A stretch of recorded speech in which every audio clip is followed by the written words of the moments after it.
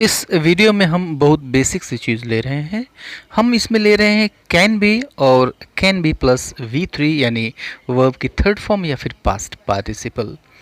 तो आप जैसा कि जानते हैं कि कैन का मतलब होता है सकना और बी का मतलब होता है होना। अगर दोनों को मिला दिया जाए तो ये हो जाता है कैन बी।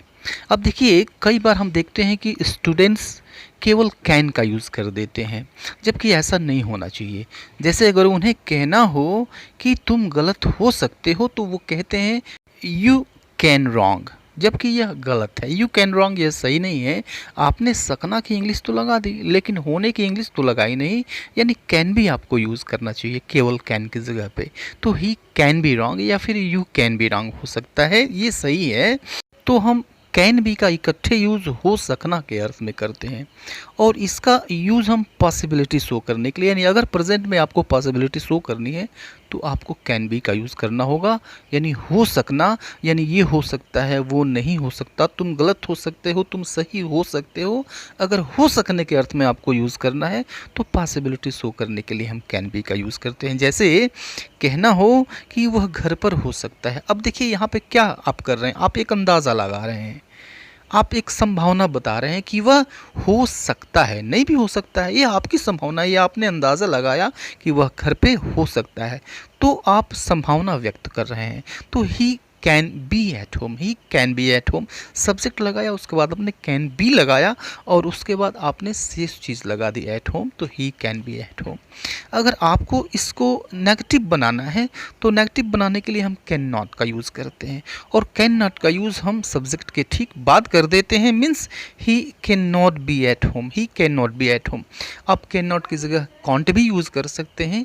और एक टिपिकल चीज़ और भी है कि कैन नॉट को इकट्ठे लिखा जाता है, इसको इस तरह से अलग अलग नहीं लिखा जाता, तो आप भी इकट्ठे लिखिए। नेगेटिव बनाना हो तो सब्जेक्ट के बाद आप कैन नॉट का यूज़ करिए, फिर बी का यूज़ करिए, यानी वह घर पर नहीं हो सकता।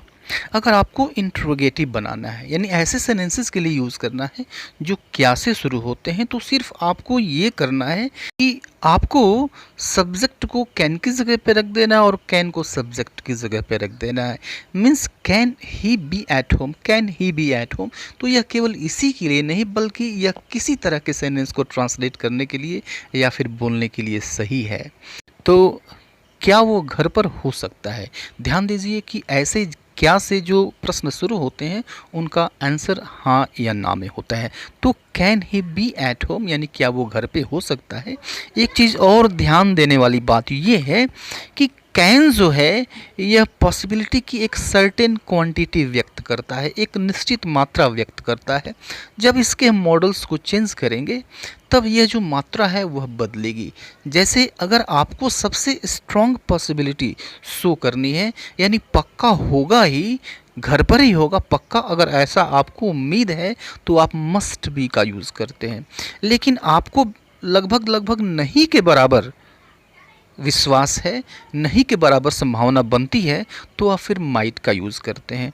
तो आप माइट का भी यूज़ कर सकते हैं। अब ये आपके ऊपर डिपेंड है कि आपको कितनी संभावना लगती है, आपका अंदाज़ा कितना सही हो सकता है, आप क्या सोचते हैं, आपके ऊपर डिपेंड है, स्पीकर के ऊपर डिपेंड है कि वह इन मस्ट भी यूज़ करेगा, विल भी यूज़ करेगा, कैन भी यूज़ करेगा, कुड भी यूज़ करेगा, मे भी यूज़ करेगा या फिर माइट भी यूज़ करेगा। यह स्पीकर के ऊपर डिपेंड करता है कि उसको कितनी संभावना शो करनी है, कितनी संभावना उसको बतानी है। तो मतलब वही है, इन सब का मतलब वही है। इनको रिप्लेस करके आप इनमें से किसी को भी लगा सकते हैं, तो आपकी संभावना की जो मात्रा है वह घटेगी या फिर तो मस्ट बी से सबसे अधिक संभावना बनती है। उससे थोड़ी सी कम हो तो विल बी का यूज़ करिए, उससे भी थोड़ी सी कम हो जाए तो कैन बी का यूज़ करिए, उससे कम शो करना है तो कुड बी का यूज़ कर सकते हैं, उससे भी कम शो करना है तो मे बी का यूज़ करिए, और सबसे कम शो करना है तो माइट बी का यूज़ करिए। माइट बी मीन्स न के बराबर संभावना है। He might be at home means आपको उम्मीद नहीं है, लगभग नहीं के बराबर उम्मीद है कि वो घर पे होगा। अब देखिए कि अब ऐसे भी क्वेश्चंस होंगे जिनका आंसर हाँ या ना में नहीं दे सकते हैं, यानी वो किसी क्वेश्चन वर्ड से शुरू होते हैं, यानी हिंदी में जो प्रश्नवाचक शब्द है वह बीच में आ जाता है, या फिर क्या के अलावा किसी अन्य शब्द से शुरू होता है, प्रश्नवाचक शब्द से शुरू होता है। तो अब यहाँ पे हम क्वेश्चन वर्ड को उठाकर ठीक इसके पहले रख देते हैं, यानी अगर हमें ये कहना हो कि वह कहाँ हो सकता है, it means where can he be, where can he be. तो सारी चीज़ें वही है, केवल क्वेश्चन वर्ड को हमने शुरू में रख दिया। अब आइए देखते हैं कैन बी प्लस V3 का यूज़ कैसे करते हैं। देखिए ये पैसिव वॉइस है, ये पैसिव वॉइस है, यानी आपको जो सेंटेंस में वर्ब मिलेगा हिंदी में वह ऐसा होगा कि किया जा सकता है, जैसे उसे बुलाया जा सकता है, उसे खिलाया जा सकता है, तुम्हें सताया जा सकता है, या फिर तुम्हें बताया जा सकता है। तो यहाँ भी पॉसिबिलिटी है। अब अंतर ये है कि ये पैसिव वॉइस है, तो जब हम पैसिव वॉइस में यूज़ करते हैं कैन बी को, तो जो वर्ब की फॉर्म होती है वो थर्ड होती है या फिर पास्ट पार्टिसिपल यूज़ की जाती है। जैसे तुम्हें डांटा जा सकता है, पैसिव वॉइस है, तुम्हें डांटा जा सकता है means you can be scolded, you can be scolded.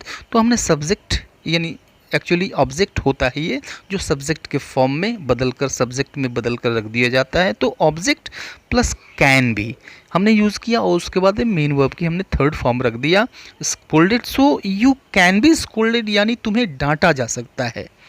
अगर आपको इसको नेगेटिव बनाना है तो आपको यूज़ करना होगा कैन नॉट या फिर can't, means you can not be scolded यानी तुम्हें नहीं डांटा जा सकता। इंट्रोगेटिव बनाना हो ऐसा सेंटेंस जो क्या से शुरू होता है, तो इसको हम कहेंगे can you be scolded, can you be scolded यानी क्या तुम्हें डांटा जा सकता है। तो हमने किया क्या है कि ऑब्जेक्ट और कैन का जो प्लेस है वो इंटरचेंज कर दिया है। हमने कैन की जगह यू रख दिया और यू को हमने कैन की जगह रख दिया। तो सब में किसी तरह के सेंटेंस को हम ऐसे बोल सकते हैं या फिर लिख सकते हैं कैन यू बी स्कोल्डेड। एक चीज़ और, अगर यही चीज़ निगेटिव भी हो जाए, नेगेटिव भी हो जाए मीन्स इंट्रोगेटिव नेगेटिव हो जाए, तो हम शुरू में कॉन्ट का यूज़ कर सकते हैं, या फिर नॉट को हम सब्जेक्ट के ठीक बाद यूज़ कर सकते हैं। मीन्स इसको हम लिख सकते हैं कॉन्ट यू बी स्कोल्डेड यानी क्या तुम्हें नहीं डांटा जा सकता, कॉन्ट यू बी स्कोल्डेड। या फिर हम ऐसे कह लें can you be not scolded, can you be not scolded. अब देखिए इसको हम शुरू में कैन नॉट नहीं लिख सकते, मीन हम ऐसा नहीं कह सकते कि can not you be scolded, ऐसा नहीं कह सकते। जब आपको यहाँ पे यूज़ करना है तो फिर आपका शॉर्ट फॉर्म यूज़ करना होगा कॉन्ट यू बी स्कोल्डेड यानी क्या तुम्हें नहीं डांटा जा सकता। दूसरे तरह का इंट्रोगेटिव सेंटेंस देखते हैं जिसका आंसर हाँ या ना में नहीं हो सकता, यानी किसी दूसरे प्रश्नवाचक शब्द से शुरू होंगे। क्या से नहीं शुरू होंगे, किसी दूसरे प्रश्नवाचक शब्द से शुरू होंगे, या फिर बीच में कोई दूसरा प्रश्नवाचक शब्द आ जाएगा। जैसे तुम्हें क्यों डांटा जा सकता है, it means why can you be scolded, why can you be scolded. तो सिंपली हमने किया क्या है कि क्वेश्चन वर्ड को हमने शुरू में रख दिया है, क्वेश्चन वर्ड को हमने शुरू में रख दिया। अगर यह इंट्रोगेटिव नेगेटिव यह भी हो जाता है मीन्स तुम्हें क्यों नहीं डांटा जा सकता है, तो उसी तरह से why can not, why can't you be scolded, why can't you be scold. Not लिखना चाहते हैं, नॉट को पूरा लिखना चाहते हैं तो यू के बाद लिखिए, ऑब्जेक्ट के बाद लिखिए why can you not be scolded. मिलते हैं नेक्स्ट वीडियो में इसी तरह के वीडियो के साथ, तब तक के लिए goodbye and take care.